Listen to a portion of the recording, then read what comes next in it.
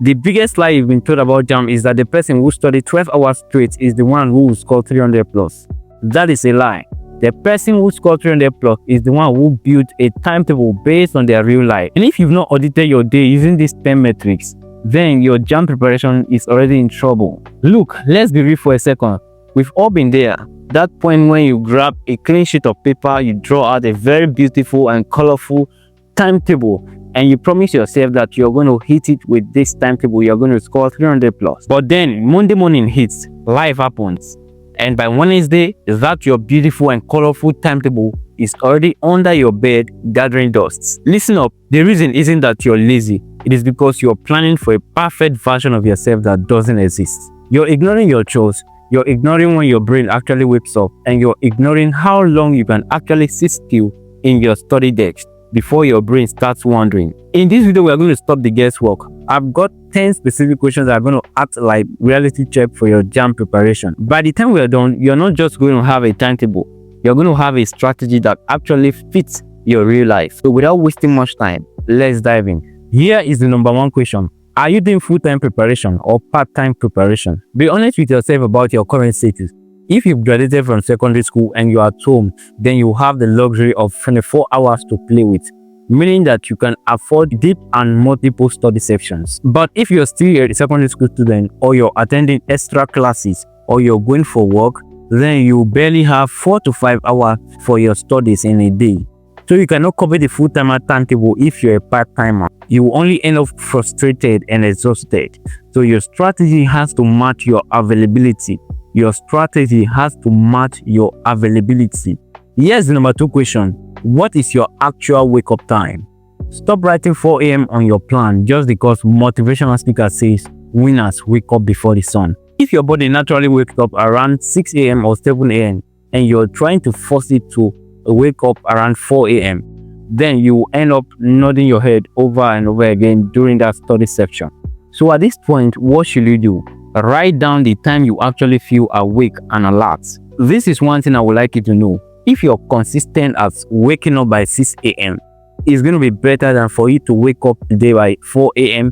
and tomorrow by 8 and the next day by 10. So make sure you are consistent at the time you wake up. Before we proceed to the next point, I would love to introduce to you my new ebook titled The Productivity Series, From Overwhelmed to Unstoppable. It is a 10 chapters blueprint designed to take you from scattered to sharp, from confused to clarity, from distraction to focus and total concentration, from indiscipline to discipline, from less productive to highly productive individual, and teaching you how to master your environment and automate your success. One good thing I really love about this ebook is that it gives you a real step-by-step guide on how to achieve the goal or aim of the particular chapter that you're reading. And also, at the end of every given chapter, you will have a list of assignments that will help you to practice what you've studied or learned from the book in a real-world settings.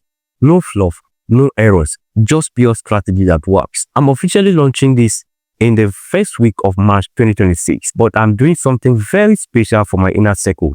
Now you might be wondering, what could that be? I've opened a private WhatsApp with this group so that those in the group will get a waitlist only discount and early access before the public launch. Believe me, this ebook is going to transform your productivity level from less than 10% to over 85% in just a few months. So if you're interested, click the link in the description of this video or check the pinned comment to join the group right now, or drop interested to secure your spot. Take action now because you might not see this video again. Here's the number three question. What are your general house chores? So when you wake up in the morning, what are you supposed to do in the house? What are those household activities that you're supposed to do, maybe from your dad, from your mom, and your own personal activity aside JAMB preparation? What are those activities? You try to list them out on a sheet of paper so that you can be able to identify the one that you're going to attend to first. Do you have to fetch water in the morning? Do you have to cook for the family? Are you the only one doing the whole house duty? List every single one of those activities out and make sure you put them on a sheet of paper. You can focus on chemistry, biology, English, or whichever subject you're preparing for while your mom is calling you from the kitchen to go get her something. That is not going to be possible. So if you don't account for all these house chores and the rest, they will eat into your study time and leave you feeling like a failure, whereas you're not. And that will take us to number 4. How many hours do you have left after your house chores and daily activities? So this remaining time is your gold mine. This is the only time you actually have to study without any form of distraction. The number 5 question, what time of the day do you prefer studying? We all have different biological clocks. Some people love studying at night, morning, or afternoon. So all you need to do here is to identify your peak energy window and make sure you stick to it. This is one advice I'm going to give you at this very point. All you need to do is to put those hardest, most difficult subjects.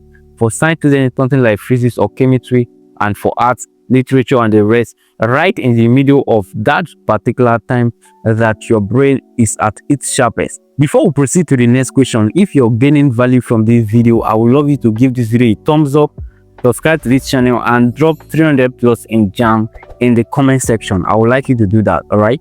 The number 6 question is, how many minutes or hours can you truly concentrate on your books without any distraction? If you're that type of student that can actually concentrate for 45 minutes maximum, then I will advise you not to force a 4-hour block studying on it. This is one thing that will happen to you if you do so. You will just be staring at the pages without absorbing any information. So instead of stressing your brain, use your natural focus span to your advantage. For instance, if your focus span is 45 minutes, then study for 45 minutes straight, take a 5 minutes break, and come back. What that does is that it keeps your brain fresh and also keep the information that you've studied and the one that you're going to study taking. The number 7 question is one of the most important questions we have on this list. What is your desired JAMB score? You know what? This is not just a wish. It is a target that determines your workload. So here is it. A student aiming for a 200 JAMB score is very different from a student aiming for a 300 plus JAMB score. Your desired score determines your intensity, the volume of power question that you're going to study, and how many times you're going to cover the JAMB syllabus. So all you need to do here is to write down your desired score and make it very bold, and then place it on the space where you normally study every day. Maybe your table, place it there so that whenever you see it and when you want to quit, it will remind you that this is what I want to achieve, so I don't have to quit. The number 8 question is, how many study sections do you want to have each day? Instead of a giant, exhausting, and mega section that lasts for 8 hours, I recommend breaking it down into 3 sections: morning, afternoon, and night. Now, why should we do this? Smaller sections are much easier for the brain to digest and remember. It also gives you multiple fresh starts throughout the day. So that means that if the morning section goes poorly, you can still win the afternoon and the night section. The number 9 question is, how many hours do you want to study each day? How many hours are you willing to sacrifice? How many hours are you willing to invest in your studies so that you can hit that 300 plus?